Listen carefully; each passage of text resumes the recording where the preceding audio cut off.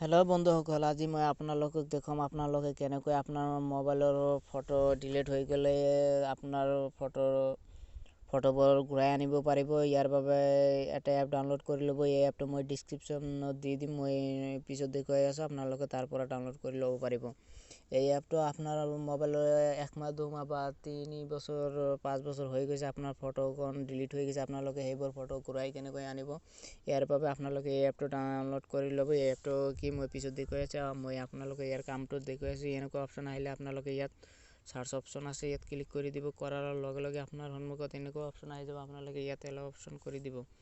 Allow option কৰাৰ লগে লগে আপোনালোকে দেখিবলৈ পাইছে যে ইয়াত মোৰ ডিলিট ফটোবোৰ আহি গৈছে। মই আপোনালোকক দেখুৱাই আছোঁ। মই ইয়াৰ পৰা এটা ফটো ডাউনলোড কৰি লৈছোঁ।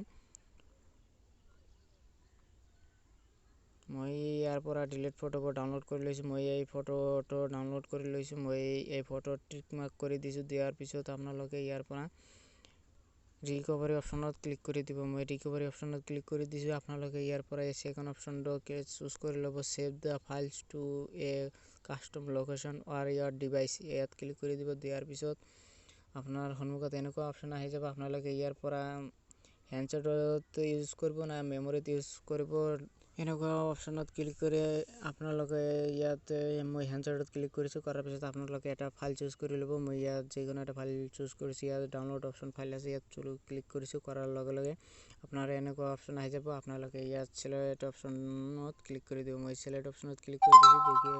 দিয়াৰ লগে লগে দেখিবলৈ পাইছে যে ইয়াত মোৰ ফটোটো ডাউনলোড হৈ গৈছে। মই ফটোটো ডাউনলোডটো দেখুৱাই আছে আপোনালোকক।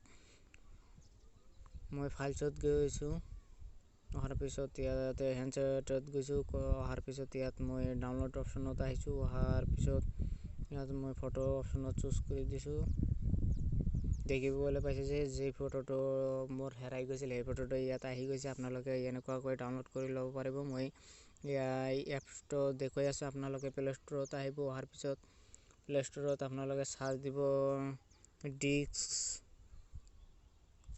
ড্ৰাইভাৰ লিখি চাৰ্চ দিব। দিয়াৰ পিছত আপোনালোকে এই 3 নম্বৰ অপশ্যনত যিটো আছে এইটো আপোনালোকে ডাউনলোড কৰি ল'ব। মই ইয়াত ডাউনলোড কৰি লৈছোঁ। ইয়াতো ডাউনলোড ৰেটিং দেখিবলৈ পাইছে যে 100 মিলিয়ন প্লাছ ডাউনলোড। ইয়াৰ ৰেটিং দেখিবলৈ পাইছে যে কিমান ৰেটিং। আপোনালোকে এইটো ডাউনলোড কৰি আপোনালোকৰ ফটোবোৰ ঘূৰাই আনিব পাৰিব। আজি ইমানলৈকে। মোৰ ভিডিঅ'বিলাক ভাল লাগিলে লাইক কৰি দিব আৰু নতুন ভিডিঅ' পাবলৈ মোৰ চেনেলটো ছাবস্ক্ৰাইব কৰি দিব।